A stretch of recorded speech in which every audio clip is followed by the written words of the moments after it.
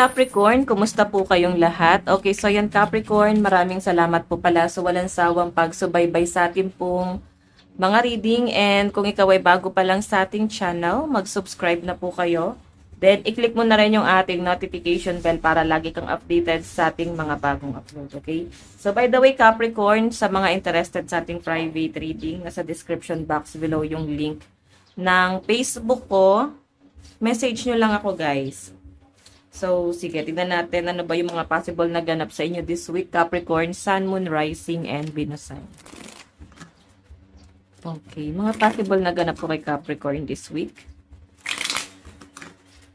Capricorn, Sun, Moon, Rising, and Venus sign.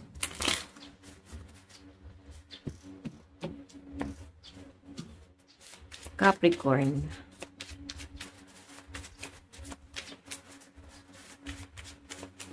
Okay, so Capricorn, meron tayong nakikita ko yung pagiging emotional mo this week, no? Yung tipong parang napipilitan ka na lang, tapos parang makikipagplastikan ka na lang, though hindi naman talaga plastic ang mga Capricorn. Pero nandun ka sa point na pipilitan kang makisama, wala kang choice, no? Pwedeng meron silang pinangahawakan sa inyo na hindi mo kayang bitawan. So may mga ganong sitwasyon na pwedeng mangyari sa inyo this week. So possible na hindi mo gano'ng makukuha yung peace of mind mo dahil sa mga taong makakasalamuha mo this week. So, tignan pa natin Capricorn, Sun, Moon, Rising, and Venus sign. Okay. Capricorn, Sun, Moon, Rising, and Venus sign. Additional message po para kay Capricorn. Meron tayong let's go out of our comfort zone. So, yun. Kailangan mo daw guys ng expansion. Kung gusto mo ng peace of mind, no? Kailangan mo lumabas dyan sa comfort zone mo na baka akala mo yun yung comfort zone mo talaga. Baka meron pang mas magandang pwedeng mangyari sa labas ng mundo mo. Sa labas ng comfort zone mo. Baka mas maraming opportunity, mas marami pang pwedeng mangyari, marami ka pang pwedeng gawin. So, kailangan nyo guys mag-explore, enjoy. Hindi nyo kailangan guys i-stuck yung sarili mo sa ganito. So, pwede yung iba sa inyo medyo napoprostrate or pwedeng naboboard ka ba sa bahay? Ayan, bored na bored. So, siguro kayo this week, meron kayong gustong gawin na parang hindi nyo alam kung ano yung gagawin nyo. so, yung week mo na to guys, talagang medyo medyo nakakatamad, may pagka-lazy days talaga na pwede mangyari. Check pa natin. Capricorn, Sun, Moon, Rising, and Venus sign. Okay. Wait lang guys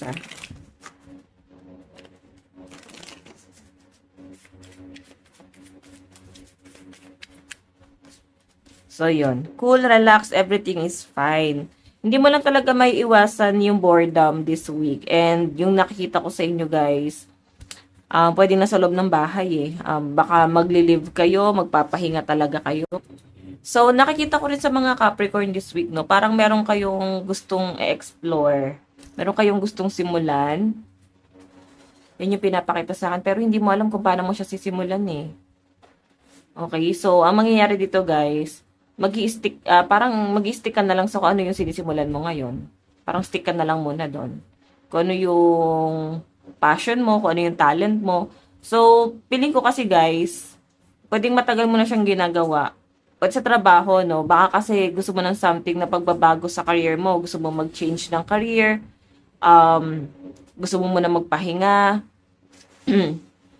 So, dahil nga wala naman kayong ibang choice, parang ito muna yung pagtsatsagaan or magtitiis muna kayo. Pero nakikita ko kasi guys, makaka-feel ka ng frustration. Parang gusto mo ng something na pagbabago or bago naman sa gagalawan mo. Okay? Though gustong-gusto mo itong ginagawa mo, pero parang gusto mo nga ng may mabago. Meron tayo dito guys, cool, relax, everything is fine. So, sinasabi lang dito guys, baka masyadong ikaw lang yung nagpapakomplikado ng sitwasyon. So, parang sinasabi lang dyan na, enjoy mo lang. Enjoy mo lang muna. So, pagka maganda na talaga yung plano mo or meron na talagang pagkakataon na umalis doon sa pagka-stuck na yon or dito sa pagka-bored na to, pwede naman, okay? So, kung meron ka mga gustong gawin, siguro aralin mo, explore mo, then pagka-sure ka na doon sa gusto mong mangyari, saka mo siya guys, i-grab. Okay? So, gano'n naman talaga guys sa sa umpisa, 'di ba? Hindi natin alam kung sure tayo dun sa gagawin natin. So, pwede kasi guys na umiikot yung ano mo, yung plano mo sa career mo this week. Sa source of income mo. Tignan pa natin. May mga ibang Capricorn dito guys na parang ayun, napapagod kayo ng paulit-ulit or pwedeng walang tiyaga. Hindi kayo masyado nagtsatsaga sa ibang bagay. Okay, may ibang sitwasyon. Siguro dahil hindi mo naman gusto yung ginagawa mo, kaya hindi mo siya pagtsatsagaan unless gusto mo, di ba? So, sige, tignan pa natin. Meron tayong, alam mo, sa totoo lang, ang mga Capricorn ang pinaka-workaholic sa lahat. Sa lahat ng zodiac sign. May mga senaryo pa nga na minsan napapaginipan nila yung trabaho nila. Ganon sila ka-competent. So, guys, baka kaya nakaka-feel ka ng frustration kasi sobra mong sinisipagan sa trabaho. Baka ito na yung time na medyo ka lang, relax ka lang, no? Gawin mo lang easy ang lahat, no? Hindi mo kailangan magpakitang gilas doon sa sinisimulan mo doon sa trabaho mo. Okay? Gumawa ka lang ng tama. Yung maayos lang. Okay. Yung iba sa inyo, siguro, kaya ganito, gusto nyo guys magsimula ng business or kung may business ka na, gusto mo ng iba pa, gusto mo ng something expansion. So, kailangan mo lang ba sa comfort zone mo? Kasi meron pang mas maganda or may iba pang mundo bukod dyan. Okay. So, by the way, meron tayong no. Ayan, no. Mag-limit ka din ng mga taong hindi nakakabuti sa mental health mo, mga taong tingin mo is i-abuse ka lang. Yes, limit mo lang yon yung mga taong feeling mo may panggagamit. Okay? Okay lang naman yon pero kung same naman kayo guys, nagbe-benefits, why not? Pero kung siya lang guys yung nagbe-benefits dun sa connection nyo, so I think ito na yung time para ilimit mo yan and wag mo hayaan na abusuhin ka ng mga tao and ganun din sa trabaho mo. Kaya siguro yung energy mo rito, napipilitan ka lang kasi wala kang choice. Kasi ito yung source of income mo. Or kailangan mo makisama kasi lagi mo sila nakita. Pwedeng sa bahay, pwedeng sa pamilya, sa relative. Napipilitan kang makisama. Okay? Tignan pa natin, ha?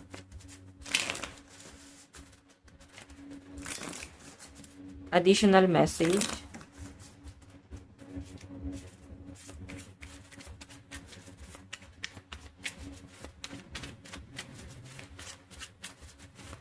Parang hindi pantay yung ano natin. Wait lang guys, ha? Okay, so ayan. Ayos na. Additional message. Meron tayong, ayan, just the present moment counts. Okay, so sinasabi lang dito guys, parang magkakaroon guys ng awakening sa inyo or something na parang, I think sisimulan mo na to. Okay? Lalo na yung mga umiidad 30, 30 plus, mga 40 plus, parang doon nyo guys mas ma-enjoy yung buhay. Ganon kita nakikita dito, no? So, parang ngayon mas may may masaya na pwede mangyari. Mas masaya. Siguro yung mga taong nakakasalamuha mo. Sa kaibigan to I think lilimitahan mo or pipili ka lang ng mas maayos na pwedeng maging kaibigan. Ayan po yung pinapakita sa akin dyan. So, by the way, tignan natin ng advice. Wings, wings. You never needed those wings to fly. So, ibig sabihin, hindi mo kailangan ng guide para simulan yung mga pangarap mo. Okay? So, be confident lang.